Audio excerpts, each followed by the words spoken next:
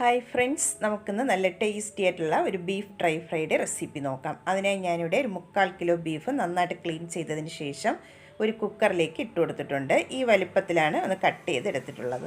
ഇനി നമുക്കിതിലേക്ക് പൊടികൾ ചേർത്ത് കൊടുക്കാം. 1/2 ടീസ്പൂൺ മഞ്ഞൾപ്പൊടിയും 1 ടീസ്പൂൺ മുളക് പൊടി, 1/2 ടീസ്പൂൺ ഗരം മസാല, 1/4 ടീസ്പൂൺ കുരുമുളക് പൊടി, ആവശ്യത്തിനുള്ള ഉപ്പും കൂടെ ചേർത്ത് കൊടുക്കാം. അതിലേക്ക് ഇനി ഒരു 1/4 കപ്പ് വെള്ളവും കൂടെ ഒഴിച്ച് നന്നായിട്ട് ഇനി ഒന്ന് മിക്സ് ചെയ്തതിന് ശേഷം കുക്കർ അടച്ച് വെച്ചിട്ട് ഒരു 4 വിസിൽ വരുന്നത് വരെ ഒന്ന് വേവിച്ചിട്ട് എടുക്കാം. ഒരു 80% വേവിച്ചെടുത്താൽ മതിയാകും. ഇതിപ്പോൾ വിസിലെല്ലാം പോയതിന് ശേഷം നമുക്ക് കുക്കറിൻ്റെ അടപ്പൊന്ന് തുറന്ന് നോക്കാം. ബീഫെല്ലാം നന്നായിട്ട് തന്നെ ഒന്ന് കുക്കായി വന്നിട്ടുണ്ട്. ഇനി നമുക്ക് വേറൊരു പ്ലേറ്റിലേക്ക് മാറ്റിയതിന് ശേഷം ഈ വെള്ളമെല്ലാം മാറ്റിയിട്ട് ഒന്ന് കട്ട് ചെയ്തിട്ട് എടുക്കാം. ഇതുപോലെ നീളത്തിനാണ് ഒന്ന് കട്ട് ചെയ്തെടുത്തിട്ടുള്ളത്. ഇനി നമുക്കിതിലേക്കുള്ള മസാല ഒന്ന് റെഡിയാക്കിയിട്ട് എടുക്കാം. അതിനായി ഒരു ബൗൾ എടുത്തിട്ടുണ്ട്. അതിലേക്ക് നമുക്ക് 1/2 ടീസ്പൂൺ മുളക് പൊടിയും 1/2 ടീസ്പൂൺ പെരിഞ്ചീരകപ്പൊടി, 1/4 ടീസ്പൂൺ ഗരം മസാല, 1/4 ടീസ്പൂൺ കുരുമുളക് പൊടി, 1 ടീസ്പൂൺ ചില്ലി ഫ്ലേക്സും 2 ടീസ്പൂൺ കോൺഫ്ലവറും കൂടെ ചേർത്ത് കൊടുക്കാം. ആവശ്യത്തിനുള്ള ഉപ്പും കൂടെ ചേർത്തതിന് ശേഷം നന്നായിട്ട് ഇനി ഒന്ന് മിക്സ് ചെയ്തിട്ട് എടുക്കാം.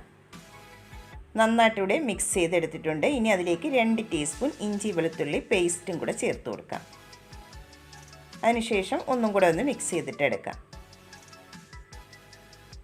ഇനി ഇതിലേക്ക് കുറച്ച് വീതം വെള്ളം ഒഴിച്ച് മസാല ഒന്ന് റെഡിയാക്കിയിട്ട് എടുക്കാം.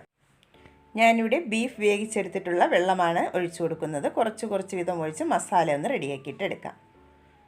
മസാല ഇവിടെ റെഡിയാക്കി എടുത്തിട്ടുണ്ട്. ഇനി നമുക്ക് കട്ട് ചെയ്ത് വെച്ചിട്ടുള്ള ബീഫ് അതിലേക്ക് ചേർത്ത് കൊടുക്കാം. എന്നിട്ട് ആ മസാലയെല്ലാം നന്നായിട്ട് തന്നെ ബീഫിൽ പിടിച്ച് വരുന്ന രീതിയിൽ നന്നായിട്ട് തന്നെ ഒന്ന് മിക്സ് ചെയ്തിട്ട് എടുക്കാം.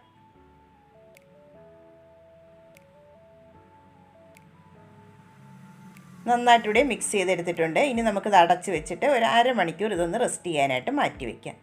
അപ്പോൾ മസാലയെല്ലാം നന്നായിട്ട് തന്നെ ബീഫിലൊന്ന് പിടിച്ച് കിട്ടും. ഇതിപ്പോൾ ഒരു 1/2 മണിക്കൂറായിട്ടുണ്ട്. മസാലയെല്ലാം നന്നായിട്ട് തന്നെ ബീഫിലൊന്ന് പിടിച്ച് കിട്ടിയിട്ടുണ്ട്. ഇനി നമുക്കിതൊന്ന് ഫ്രൈ ചെയ്തിട്ട് എടുക്കാം. ഫ്രൈ ചെയ്യാനായിട്ട് ഓയിലൊന്ന് ചൂടാക്കാൻ വെച്ചിട്ടുണ്ടായിരുന്നു. നന്നായിട്ട് ചൂടായി വന്നതിന് ശേഷം നമുക്ക് ഓരോന്നായി അതിലേക്ക് ഇട്ട് കൊടുക്കാം. എന്നിട്ടൊരു മീഡിയം ഫ്ലെയിമിൽ വെച്ചിട്ട് വേണം ഇതൊന്ന് ഫ്രൈ ചെയ്തെടുക്കാനായിട്ട്. ഉടനെ ഇത് മറിച്ചിട്ട് കൊടുക്കരുത്, എന്നാൽ മസാലയെല്ലാം ആ എണ്ണയിലേക്ക് ഇറങ്ങും. അതുകൊണ്ട് 1 മിനിറ്റ് കഴിഞ്ഞതിന് ശേഷം വേണം മറിച്ചിട്ട് കൊടുക്കാനായിട്ട്. മറിച്ചും തിരിച്ചും വിട്ട് 2 വശവും നന്നായിട്ട് ഇനി ഫ്രൈ ചെയ്തിട്ട് എടുക്കാം.